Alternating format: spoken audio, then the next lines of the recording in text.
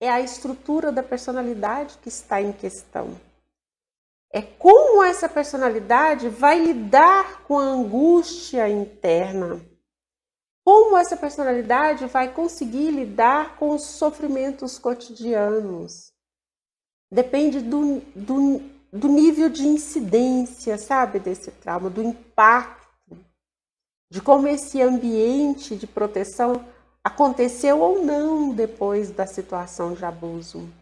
Mas, normalmente, o que se tem é que um vazio se instala nessa pessoa. Por quê?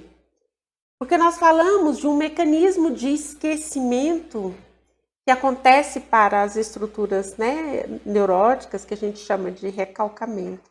Mas o trauma é um elemento, uma experiência tão profunda, tão grave para o nosso psiquismo e para o psiquismo da criança, que ele não pode ser recalcado. Ele, mesmo que não se lembre dele, da situação de trauma, ela não foi recalcada como um processo de esquecimento normal. Ela foi apartada, separada, mas fica como uma nuvem escura que ronda aquela personalidade, que promove inúmeras sensações que nem sempre, mesmo não se lembrando da experiência, a pessoa sabe que tem alguma coisa nela que é diferente. Sintomas como depressão profunda, ou depressão que a gente chama de depressão fria, que é aquela em que na psiquiatria se chama de distimia. Aquela tristeza, aquele estado de tristeza que não passa, né? Aquela falta de encantamento com o mundo, aquela falta de capacidade de sentir-se alegre, né? Com coisas mínimas ou não, aquela coisa que a pessoa tá ali, mas é como se não tivesse, é como se fosse um zumbi no mundo. A sensação de vazio interno, né?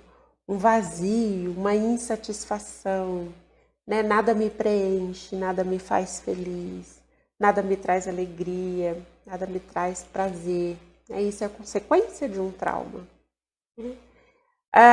As adicções, o uso de drogas, o abuso de drogas, o abuso de álcool, né?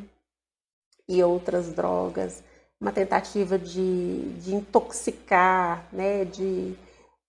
Vem da incapacidade criativa, né? Porque a criatividade ficou em questão, a capacidade de imaginar um mundo novo, de imaginar situações novas, de se reinventar, ficou comprometida pela situação do trauma. Então, ao invés disso, a pessoa se intoxica, né? Um estado de intoxicação. As somatizações, as neuropatias, as doenças degenerativas, as dores sem explicação, os sofrimentos com as dores, né? A ambivalência de afetos, o medo de perda do outro, o medo de perder o outro, a incapacidade de lidar com a ausência, né? Não aceitar não conseguir superar coisas pequenas. Às vezes alguém que não passou por essa experiência, que tem, portanto, essa capacidade de superar o abandono, fala, mas por que você está assim? Arruma outra pessoa, né? Mas eu não consigo. Sem ele eu vou morrer, sem ela eu vou morrer. Por quê? Porque essa pessoa teve uma interrupção nela que o impediu de adquirir a confiança em si mesma, né? Uma imagem positiva de si, uma capacidade de estar sozinho. Então ela tem sempre o medo do abandono. Uma hora ama demais, outra hora odeia demais. É o que a gente chama de personalidades borderlines, estruturas limites ou estruturas borderline, né? São estruturas que têm uma ambivalência de afeto muito grande. As automutilações, os riscos de morte, né? Situações que estão sempre próximas da morte, como pessoas que fazem esportes extremamente perigosos, ou que dirigem em alta velocidade, que se embriagam, né? E que tentativas de suicídio. São pessoas que têm uma dificuldade de existir, uma dificuldade de se manterem, crises inexplicáveis de choro, ataques contra si mesmo, ou às vezes que se colocam em relações que são relacionamentos abusivos, porque tem uma certa identificação com o agressor, com aquele que o agrediu, né? Então passa por relacionamentos altamente abusivos, situações de violência, repetições de violência, que são situações de morte, né? Que são uma marca da pulsão de morte na vida da pessoa, é assim que a gente chama. São pessoas marcadas por um destino, marcas no corpo mesmo, né? Corpos cheios de cicatrizes, corpos marcados pela dor, corpos marcados pela situação de morte. Então, são diversas consequências, né, que mostram uma sintomatologia que nós chamamos de clínica do trauma. E aí? Tem como? Você me pergunta.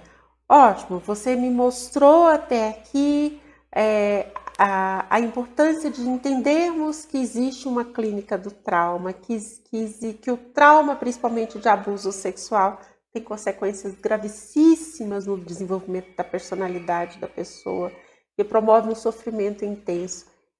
E aí, tem saída? É possível uma pessoa que está nessa condição mudar a vida, conseguir lidar com isso? Tem. A beleza do viver é isso. É que nós podemos, né, nos reconstruirmos, que nós podemos nos reinventar, mas a gente precisa de ajuda. A gente precisa de ajuda. Então, você que chegou até aqui comigo, né, que entendeu um pouco essas considerações sobre essas considerações do trauma e das consequências, né? Busque ajuda. Ajuda psicológica, fale. Procure falar sobre a situação de trauma. Procure um reconhecimento, mesmo tardio. Eu não tenho mais meu pai, eu não tenho mais minha mãe, eu não tenho mais contato. Procure o reconhecimento de outra pessoa. Né? Busque se reinventar. Busque cuidar de você mesmo. Busque uma forma de constituir um novo sentido para o viver, que possa substituir esse vazio. E para você que sente esses sintomas, mas não tem lembrança de um trauma, é porque às vezes ele ocorreu no momento em que a memória ainda não estava constituída, pode não ter sido um trauma sexual, ou pode ter sido um trauma sexual de um período, ocorrido em um período em que você não tinha memória constituída e que foi apartado, né, da sua capacidade de integração, né, foi clivado, né, do psiquismo, mas continua aí atuando.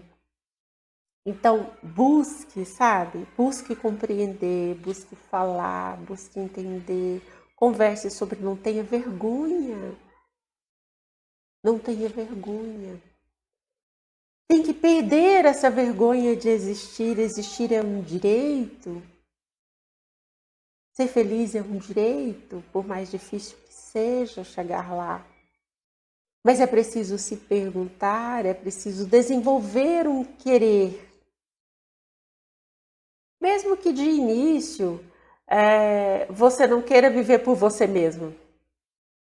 Não, mas eu não tenho mais assim essa vontade por mim mesma. Faça pelo mundo, faça pelo outro, faça porque você pode ajudar outra pessoa, né, com o seu exemplo. Porque você pode prevenir, porque você pode alertar os pais, porque você pode fazer uma educação de sociedade, né? Através do seu processo de comunicação. né? Então, nós temos inúmeras experiências clínicas que nos mostram pessoas adultas, né, que passaram por essa situação e que chegaram na clínica com esse sofrimento, sem muita vontade de viver, com todas essas consequências, né, nefastas da experiência do trauma. E que aos poucos, à medida em que elas foram falando, elas foram se restituindo de um bem, né? É possível construir um amor que restitua esse bem que lhe foi tirado. E isso parte de você mesmo, na medida em que você se permite isso, em que você precisa desvincular-se da figura do agressor, sabe? Porque a vergonha tem que ser dele, não sua. Porque a punição tem que ser dele, não sua. Porque quem cometeu um ato absurdo, inaceitável, foi ele, o agressor, não foi você. Você só era uma criança indefesa, né? Incapaz de dar conta por si só dessa situação. E se você chegou até aqui, é porque de alguma forma tem uma benevolência dentro de você, né? Uma compaixão dentro de você que trouxe até aqui na vida adulta. E é por isso que você pode sim ter um novo caminho, né? Constituir novos sentidos. Porque apesar de tudo, essa pessoa não tirou de você o seu bem maior, né? E aí tem aquelas pessoas que não tiveram a mesma sorte que você, de apesar de carregar toda essa dor, estar aqui, né?